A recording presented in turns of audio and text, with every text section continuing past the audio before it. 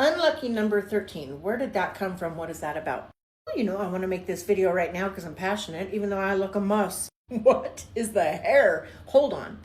That's better. Now you understand why the towel so often. I don't want to scare you. Let's talk about unlucky 13. Where did it come from? Where did it go? Where do you come from, Cotton Eye Joe? But on the serious level, on the serious note, y'all, there were never just 12 apostles. Oh, but first things first, Tiki Talk, you know me, this is purely for entertainment purposes only. All things stayed here, pshaw, just speculation, we're just thinking out loud. I got new boots, baby, new boot goof, and let's go. In fact, there have always been 13. Don't ever forget Mary Magdalene. Many claim that she was not only an apostle, but the apostle of apostles. Yeshua's most beloved apostle, which is proven in the fact that when he was resurrected outside of the tomb, even though back in those days, women were not considered ever credible witnesses, out of all of the apostles, out of all of the men, he chose Mary Magdalene to be the witness of his resurrection. Don't ever come at me sideways saying Mary Magdalene was not an apostle, let alone that she wasn't the most important apostle, the apostle of apostles, because by Yeshua choosing her to be the witness to his resurrection, for her to go down in history as the one he chose to reveal himself to outside of the tomb. And when women were not credible witnesses, our Messiah chose Mary. Yeshua chose her. But you see, I think time has told that men, ugly men, evil men, power-hungry men, men behind closed doors, notably and historically, they have a funny way of rewriting history now, don't they? Not to fit the narrative of truth, but to fit the narrative of theirs. Mary Magdalene, the 13th apostle, the woman that history rewrote as a prostitute, with no credible backing, no scriptural backing at all. From 529 AD-ish, all the way till 1969. Oopsie poopsie, Pope Gregory the Great, humble much? In one sermon, completely didn't even just discredit Mary Magdalene, he destroyed her character with his words, with his sermon. In a church, the Catholic Church, that is notoriously, very picky, very choosy, very watchful of what truth is told or given to the people. In fact, it has to have 3 credible sources in the Bible to even be considered canonical. I just can't ever say that word, and that's fine. And yet the same people, the Board of Nicaea, who in 315 AD completely removed the Book of Enoch when Enoch actually had 3 credible sources in the Bible himself. Yet Mary Magdalene was painted a prostitute. An error so profound, so big, so massive, and so clearly an error. Yet the Catholic Church, the Vatican themselves, never bothered to correct this error for millenniums until 1969. I, a woman who just turned 50 last week or the week before, born in 1976, I can tell you even I was taught my entire life that she was a prostitute too, when it was corrected in 1969. Ooh, that rumor stuck. Now didn't it?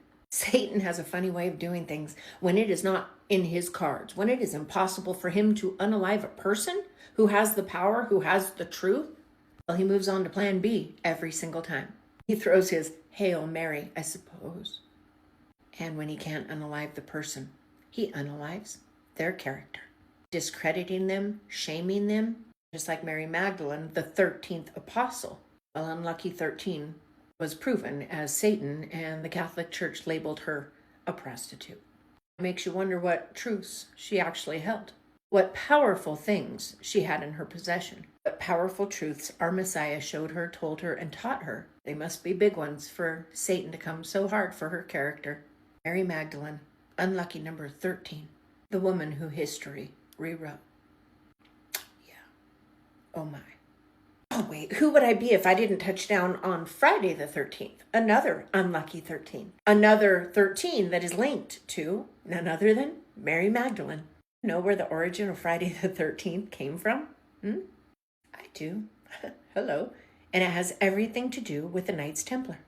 Another group of people who held the power because they held the knowledge and they knew things. They saw things.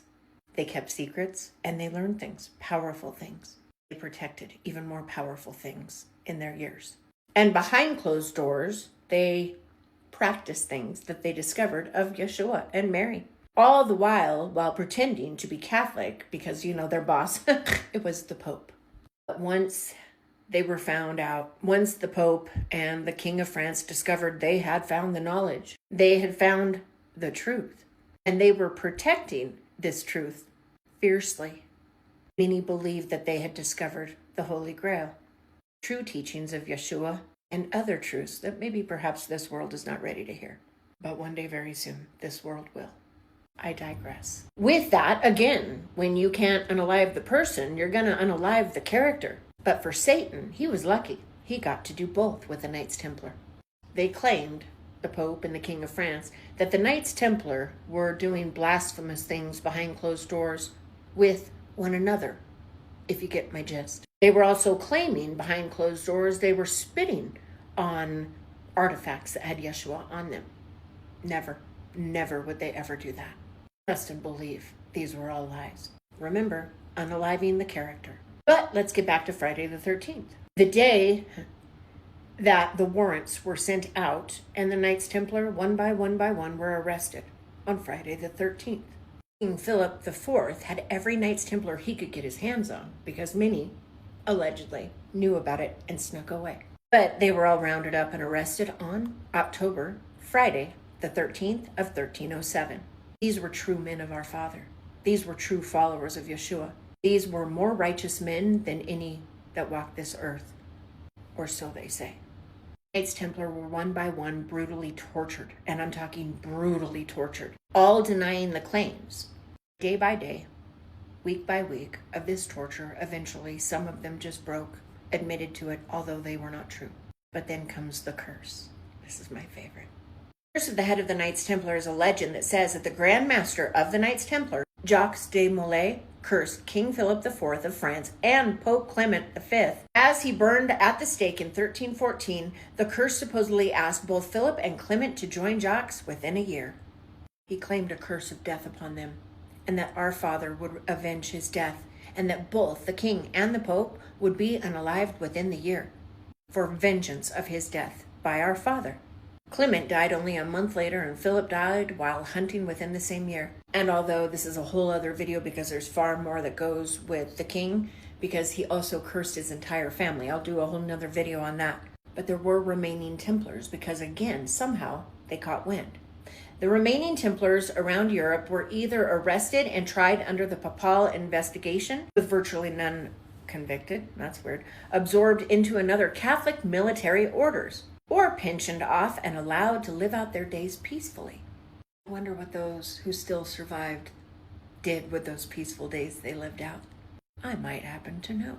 Again, that's another video. But this is the origin of Unlucky Friday the 13th, the day that the king rounded up as many Templars as he could to torture them, to slander them, to mock and scoff them, speak horrible untruths about them, and to torture them so long, so relentlessly that many of them finally broke, admitting to things that were never true, and ultimately being burnt at the stake, along with Jacques de Molay. The origin of Unlucky number 13, and Friday the 13th, unlucky as well. The more you know. Well, in many cases, that could be dangerous. Truly the truth will set you free. And our Father, touch not his anointed. Vengeance is his. And both Clement V and King Philip IV, well, it looks as though they found that out the hard way. All grace and glory be to Yah.